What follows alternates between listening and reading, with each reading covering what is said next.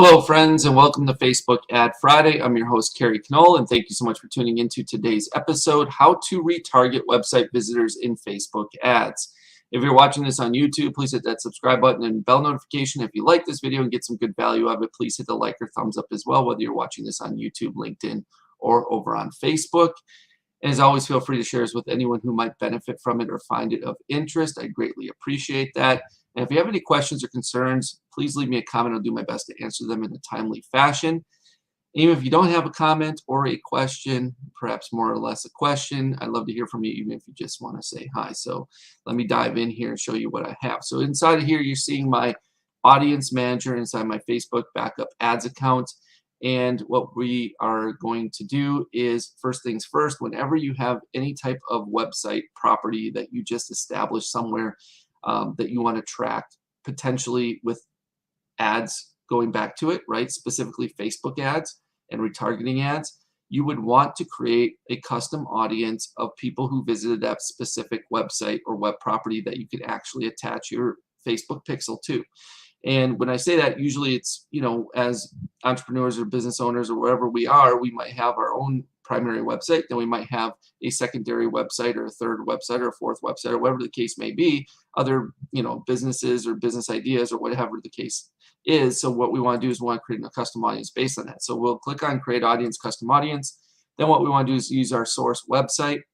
And then from there, we just want to set up a few simple parameters. We want to make sure the correct pixel established or whichever one we want to use.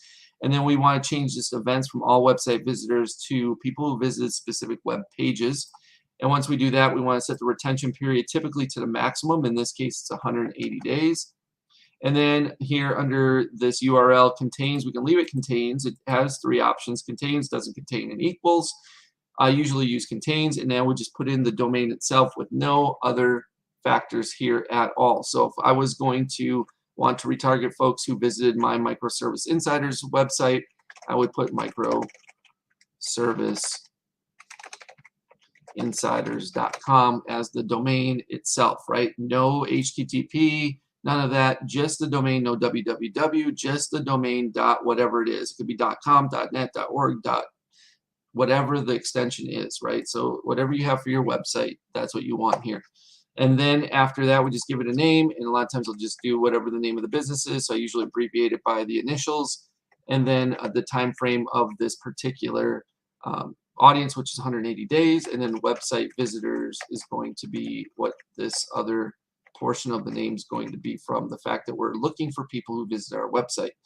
And all right now, we're not going to worry about further redefining or including or excluding other people at this juncture. So we're just going to click create audience, and then we're going to have this audience created. And from there, we can always create a lookalike, we can create an ad, we can create another custom audience, etc. But we're not going to do any of that right now. So we're just going to click done.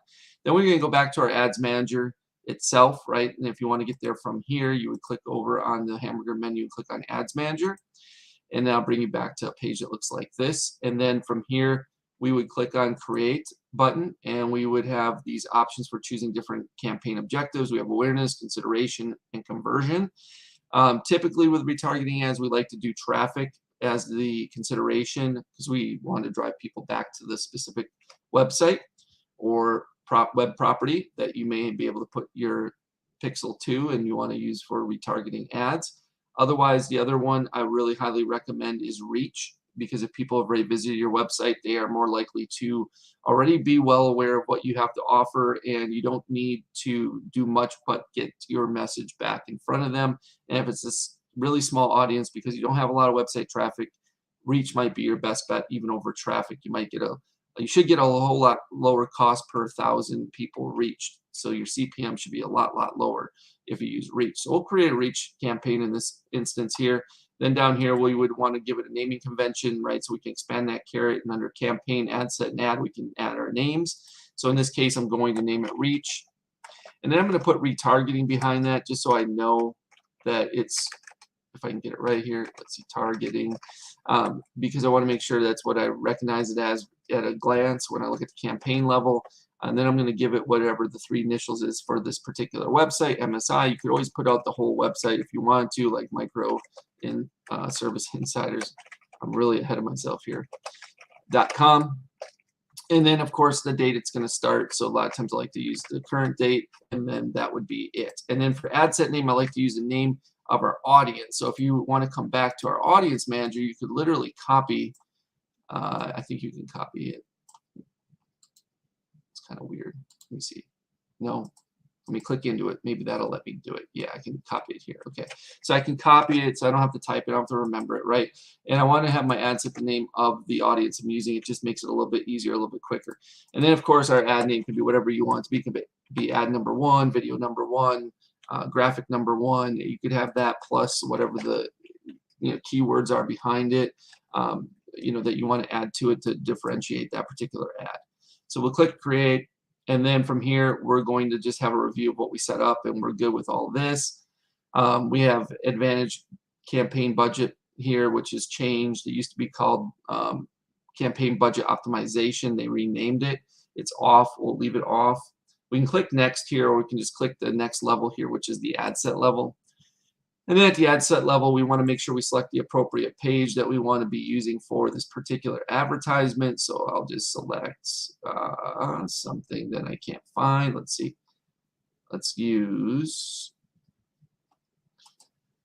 Let's find something here.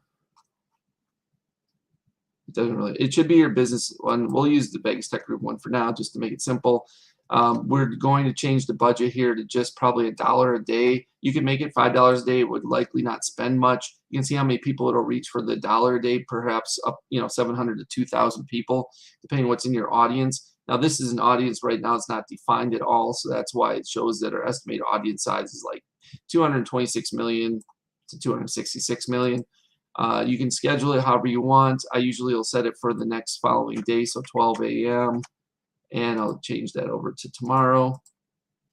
And then under here, under custom audiences, we have just click into this box. It'll usually show you the newest audience at the top. If you've created a new audience, you don't see it, you might have to reload the page. Now, because I didn't reload this page before I created this audience, that audience is not showing up. So we'll just select this audience instead, but your audience would be there at the very top, like I just created. And then from there, we can define further parameters like location, age, and gender, but that's only if you think you're getting traffic from people you don't want to actually retarget.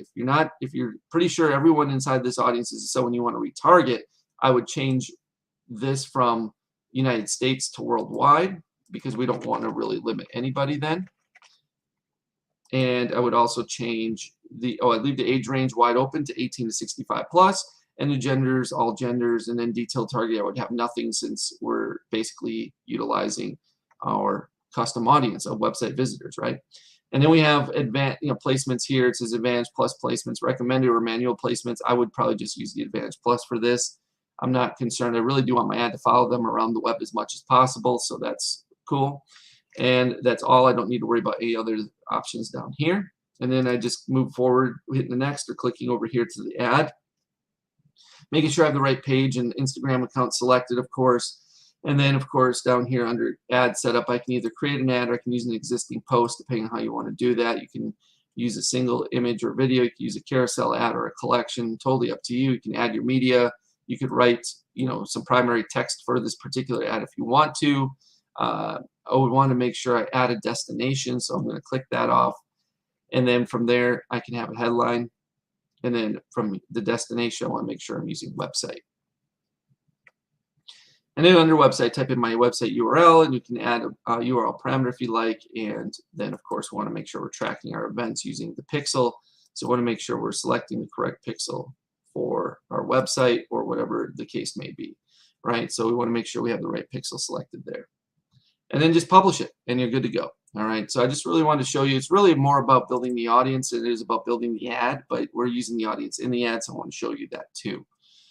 And that's it. That's all there is to it. So you just want to make sure that you're building out these custom audiences for every website you create, and you install the pixel on that particular website. All right, so that's it. That's all I have for you today. Whew, that sounds like a lot, right? But it's actually not too bad. But anyway, I do appreciate you for tuning in as always. And if you are watching us on YouTube, please hit that subscribe button and bell notification. And if you like this video and get some good value out of it, please hit the like or thumbs up as well. I'd greatly appreciate it. And as always, feel free to share this with anyone who might benefit from it or find it of interest. And leave me a question or a comment. I'll get back to you as soon as I possibly can. So I hope you have a great rest of your day, and we'll see you right back here real soon. Take care.